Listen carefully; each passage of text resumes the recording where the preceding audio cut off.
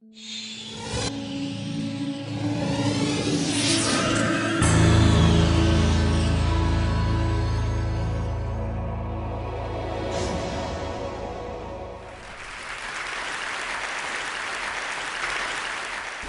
do you explain when things don't go as we assume? Or better, how do you explain when others are able to achieve things that seem to defy all of the assumptions? For example, why is Apple so innovative? Year after year after year after year, they're more innovative than all their competition. And yet, they're just a computer company. They're just like everyone else. They have the same access to the same talent, the same agencies, the same consultants, the same media. Then why is it that they seem to have something different? Why is it that Martin Luther King led the civil rights movement? He wasn't the only man who suffered in a pre-civil rights America, and he certainly wasn't the only great orator of the day. Why him?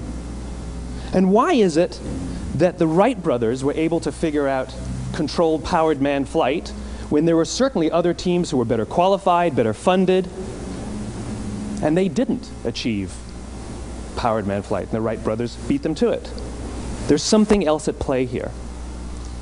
About 3.5 years ago, I made a discovery, and this discovery profoundly changed my view on how I thought the world worked, and it even profoundly changed the way in which I operate in it. As it turns out, there's a pattern. As it turns out, all the great and inspiring leaders and organizations in the world, whether it's Apple or Martin Luther King or the Wright brothers, they all think, act, and communicate the exact same way, and it's the complete opposite to everyone else. All I did was codify it. And it's probably the world's simplest idea. I call it the golden circle.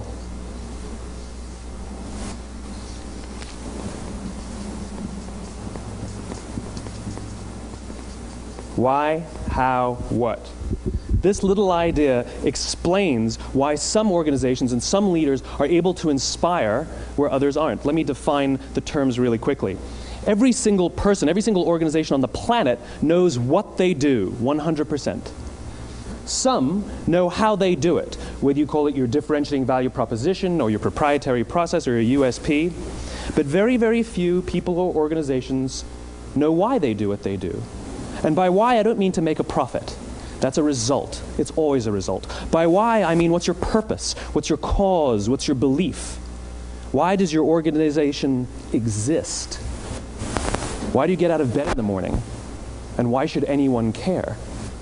Well, as a result, the way we think, the way we act, the way we communicate is from the outside in. It's obvious. We go from the clearest thing to the fuzziest thing. But the inspired leaders and the inspired organizations, regardless of their size, regardless of their industry, all think, act, and communicate from the inside out. Let me give you an example. I use Apple because they're easy to understand and everybody gets it. If Apple were like everyone else, a marketing message from them might sound like this. We make great computers. They're beautifully designed, simple to use, and user-friendly. Want to buy one? Meh. And that's how most of us communicate. That's how most marketing is done, that's how most sales is done, and that's how most of us communicate interpersonally. We say what we do, we say how we're different or how we're better, and we expect some sort of behavior, a purchase, a vote, something like that. Here's our new law firm. We have the best lawyers with the biggest clients. We have, we always perform for our clients, do business with us. Here's our new car. It gets great gas mileage. It has, leather seats. Buy our car. But it's uninspiring. Here's how Apple actually communicates. Everything we do, we believe in challenging the status quo. We believe in thinking differently. The way we challenge the status quo is by making our products beautifully designed, simple to use, and user-friendly. We just happen to make great computers. Want to buy one? Totally different, right? You're ready to buy a computer from me. All I did was reverse the order of the information. What it proves to us is that people don't buy what you do, people buy why you do it. People don't buy what you do, they buy why you do it. This explains why every single person in this room is perfectly comfortable buying a computer from Apple. But we're also perfectly comfortable buying an MP3 player from Apple, or a phone from Apple, or a DVR from Apple. But as I said before, Apple's just a computer company. There's nothing that distinguishes them structurally from any of their competitors. Their competitors are all equally qualified to make all of these products. In fact, they tried. A few years ago, Gateway came out with flat-screen TVs. They're eminently qualified to make flat-screen TVs. They've been making flat-screen monitors for years. Nobody bought one. And Dell came out with MP3 players and PDAs. And they make great quality products, and they can make perfectly well-designed products, and nobody bought one. In fact, talking about it now, we can't even imagine buying an MP3 player from Dell. Why would you buy an MP3 player from a computer company? But we do it every day. People don't buy what you do, they buy why you do it. The goal is not to do business with everybody who needs what you have. The goal is to do business with people who believe what you believe. Here's the best part. None of what I'm telling you is my opinion. It's all grounded in the tenets of biology, not psychology, biology. If you look at a cross-section of the human brain, looking from the top down, what you see is the human brain is actually broken into 3 major components that correlate perfectly with the golden circle. Our newest brain, our Homo sapien brain, our neocortex, corresponds with the what level. The neocortex is responsible for all of our rational and analytical thought and language. The middle 2 sections make up our limbic brains, and our limbic brains are responsible for all of our feelings, like trust and loyalty. It's also responsible for all human behavior, all decision-making, and it has no capacity for language. In other words, when we communicate from the outside in, yes, people can understand vast amounts of complicated information like features and benefits and facts and figures. It just doesn't drive behavior. When we communicate from the inside out, we're talking directly to the part of the brain that controls behavior, and then we allow people to rationalize it with the tangible things we say and do. This is where gut decisions come from. You know, sometimes you can give somebody all the facts and your figures, and they say, I know what all the facts and details say, but it just doesn't feel right. Why would we use that verb? It doesn't feel right. Because the part of the brain that controls decision-making doesn't control language. And the best we can muster up is, I don't know, it just doesn't feel right. Or sometimes you say you're leading with your heart or you're leading with your soul. Well, I hate to break it to you, those aren't other body parts controlling your behavior. It's all happening here in your limbic brain, the part of the brain that controls decision-making and not language. But if you don't know why you do what you do, and people respond to why you do what you do, then how will you ever get people to vote for you or buy something from you, or more importantly, be loyal and want to be a part of what it is that you do? Again, the goal is not just to sell people who need what you have. The goal is to sell to people who believe what you believe. The goal is not just to hire people who need a job. It's to hire people who believe what you believe. I always say that, you know, there's if you hire people just because they can do a job, they'll work for your money. But if you hire people who believe what you believe, they work for you with blood and sweat and tears. And nowhere else is there a better example of this than with the Wright brothers. Most people don't know about Samuel Pierpont Langley. And back in the early 20th century, the pursuit of powered man flight was like the dot-com of the day. Everybody was trying it. And Samuel Pierpont Langley had what we assume to be the recipe for success.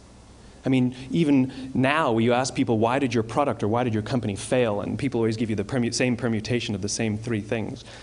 Undercapitalized, the wrong people, bad market conditions. It's always the same 3 things. So let's explore that.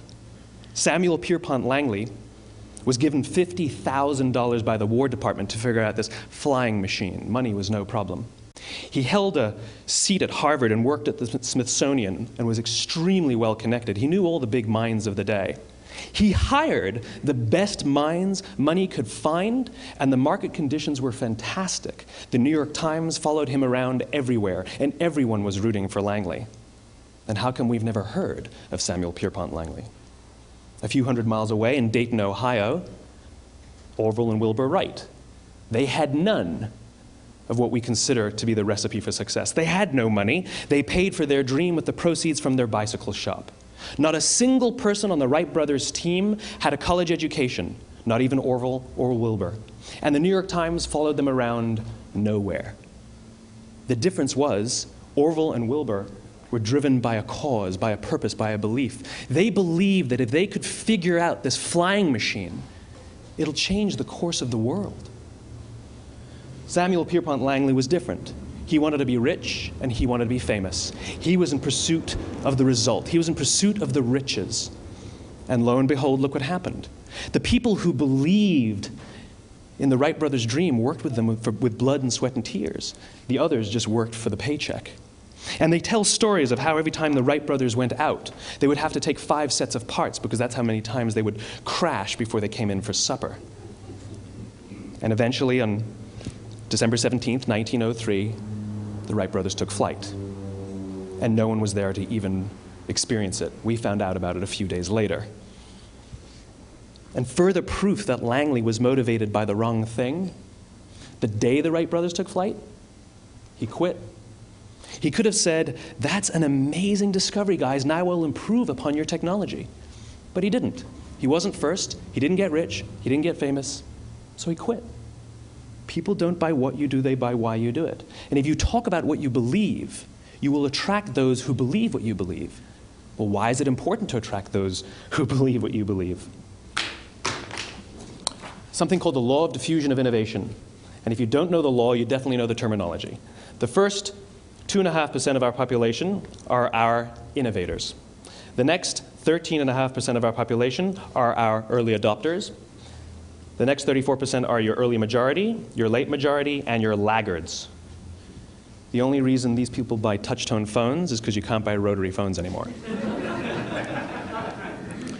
We all sit at various places at various times on the scale, but what the law of diffusion of innovation tells us is that if you want mass market success or mass market acceptance of an idea, you cannot have it until you achieve this tipping point between 15 and 18% market penetration, and then the system tips.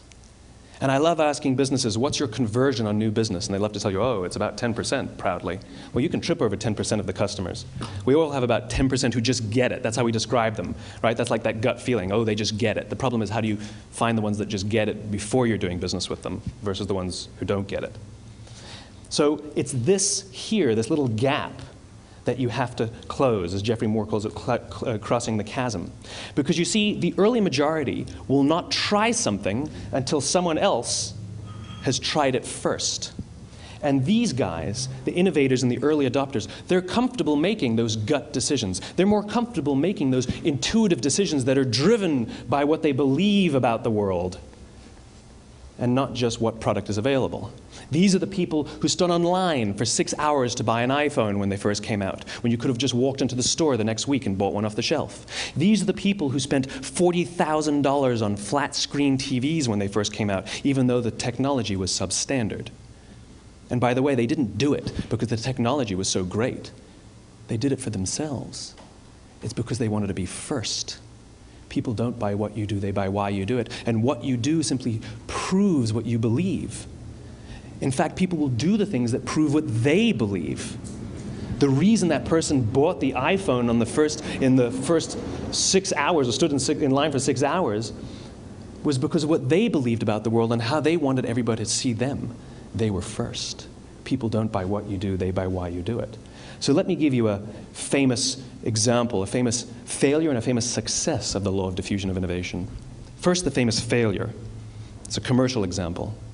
As we said before a second ago, the recipe for success is money and the right people and the right marketing conditions, right? You should have success then. Look at TiVo. From the time TiVo came out about 8 or 9 years ago to this current day, they are the single highest quality product on the market. Hands down, there is no dispute. They were extremely well funded. Market conditions were fantastic. I mean, we use TiVo as a verb. I TiVo stuff on my piece of junk Time Warner DVR all the time. But TiVo is a commercial failure. They've never made money. And when they went IPO, their stock was at about $30 or $40 and then plummeted, and it's never traded above 10. In fact, I don't think it's even traded above 6, except for a couple of little spikes. Because you see, when TiVo launched their product, they told us all what they had. They said, we have a product that pauses live TV, skips commercials, rewinds live TV, and memorizes your viewing habits without you even asking. And the cynical majority said, we don't believe you, we don't need it, we don't like it, you're scaring us. What if they had said, if you're the kind of person who likes to have total control over every aspect of your life, boy, do we have a product for you. It pauses live TV, skips commercials, memorizes your viewing habits, etc., etc. People don't buy what you do, they buy why you do it, and what you do simply serves as the proof of what you believe. Now let me give you a successful example of the law of diffusion of innovation. In the summer of 1963, 250,000 people showed up on the Mall in Washington to hear Dr. King speak. They sent out no invitations, and there was no website to check the date. How do you do that? Well, Dr. King wasn't the only man in America who was a great orator. He wasn't the only man in America who suffered in a pre-civil rights America. In fact, some of his ideas were bad. But he had a gift. He didn't go around telling people what needed to change in America. He went around and told people what he believed.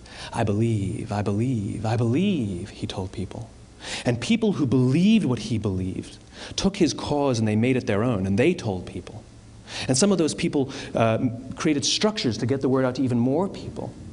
And lo and behold, 250,000 people showed up on the right day, on the right time to hear him speak.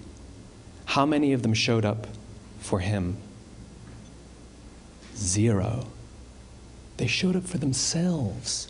It's what they believed about America that got them to travel on a bus for 8 hours to stand in the sun in Washington in the middle of August. It's what they believed, and it wasn't about black versus white. 25% of the audience was white. Dr. King believed that there are 2 types of laws in this world, those that are made by a higher authority and those that are made by man. And not until all the laws that are made by man are consistent with the laws that are made by the higher authority will we live in a just world. It just so happens that the civil rights movement was the perfect thing to help him bring his cause to life. We followed him not for him, but for ourselves. And by the way, he gave the I have a dream speech, not the I have a plan speech. Listen to politicians now with their comprehensive 12-point plans. They're not inspiring anybody. Because there are leaders and there are those who lead. Leaders hold a position of power or authority, but those who lead inspire us. Whether they're individuals or organizations, we follow those who lead, not because we have to, but because we want to. We follow those who lead, not for them, but for ourselves. And it's those who start with why that have the ability to inspire those around them or find others who inspire them. Thank you very much.